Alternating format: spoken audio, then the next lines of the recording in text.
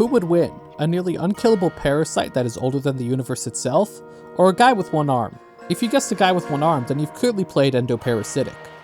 And the very fact that a guy with one arm can solo this thing is already a damning indictment of this ancient alien's capabilities. And that's not even the worst of it. Let's talk about vaccines. In most settings that have an all-consuming parasite, there is no treatment or cure. If you get bitten by a zombie or you breathe in a flood spore, you're just kinda done for. But not an Endoparasitic. They were able to quickly jury-rig together a vaccine from pre-existing toxoplasmosis vaccines. It only delays the parasite for a limited time, but that's already a big improvement over most zombie infection processes. From the first level of Endoparasitic, the parasite is already more like HIV than other zombie things. If the parasite is in you, even if for some reason it can't be removed, as long as you regularly take your vaccines, it will stay at bay. You can even take enough to make it go to undetectable levels. The vaccine is only so short-lasting because it was a jury-rigged rush job.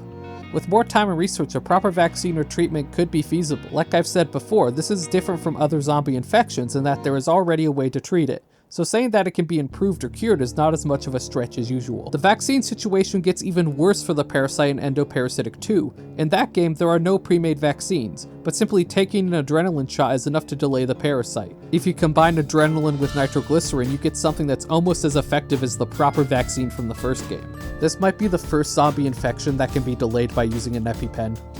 If someone gets infected, you can delay them turning indefinitely with the right medications, and given the fact the parasite is a physical bug, there is a good chance it could probably be surgically removed. Even the strongest creatures created by the parasite are still weak to guns. A guy with one arm was able to fight through an infected base and an infected colony ship before ultimately killing the hive mind itself. That's another weakness of this infection. It can infect an entire colony ship full of thousands of people. That only culminates in one biggish slow monster, and a bunch of even slower weak zombies. This thing ain't forming a grave mind or a brethren moon. The scariest it can offer is a big lady with 4 arms. And it can't even turn most people, meaning it doesn't even have numbers on its side like a traditional zombie outbreak. It only really managed to take off in situations where the people it was attacking didn't know what was happening and also weren't equipped to fight back. And even then it seemed to struggle a little. So within the Endoparasitic games themselves, the parasite is weak. What if I told you it appears in other games? The Nautilus sample, as it's called, appears in Endoparasitic 1 and 2, Rot Flesh, and They As Thou. Rot Flesh makes things even worse for the parasite. In Rot Flesh, it infects an entire arc ship like an Endoparasitic 2. But in that game, you play as a special type of super soldier who can take the organs out of your enemies to make yourself stronger. If anyone is going to be weak to a biological plague, it would be a person who literally takes infected organs and puts them in their body. But nope, you are completely immune. You are able to fight through the ship with minimum effort and use the infected organs to your heart's content. Their attacks don't infect you either. You hard counter the parasite. So not only can a one-armed man fight through a colony ship and kill most of the monsters in it, there are also just super soldiers who are immune and could be hot dropped into any area where the parasite has an outbreak. They'll be able to clear out the place with seemingly minimum effort and then leave uninfected. They As Thou is the game that makes the parasite the scariest, and it doesn't even show up directly in-game, only in computer logs. A terrorist organization managed to get hold of some of the Nautilus sample and dropped it on several planets to test its effects. In most situations, everyone dies or becomes an insane mutated monster. Very rarely a person mutates and also gains superpowers, and even rarer someone gains superpowers without mutating or going insane. So if the parasite is used in a terrorist attack, it can wipe out a colony, but this is almost certainly because the colonies affected did not have the knowledge or supplies to deal with an outbreak. By the time of Rot of Flesh, people talk about the Nautilus outbreak on the Ark ship as if it's a part of life.